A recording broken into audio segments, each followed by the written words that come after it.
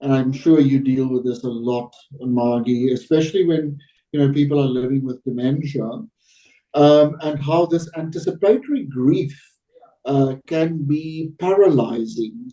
That people actually don't realize that this person is not dead yet, but they are so paralyzed by the anticipatory grief, which is a very, very real thing, where I really hope that people would find help with that, because that grief can be completely debilitating and paralyzing to a spouse or a child or whatever, and that they then do not see the wood for the trees.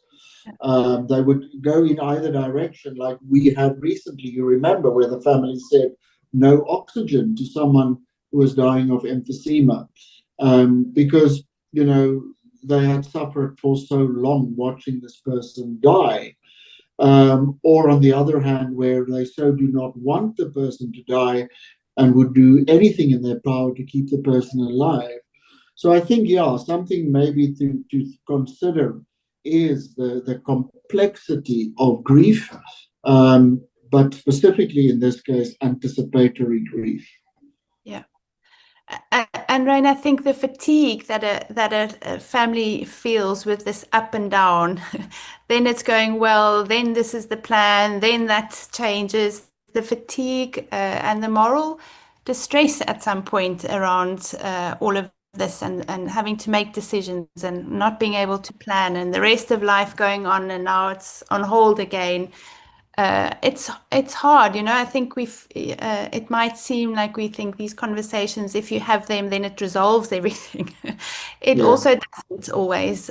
It's really, really hard. And for myself, I often reflect how actually would I want to do this, and I haven't really come up with a clear Mm. answer for myself.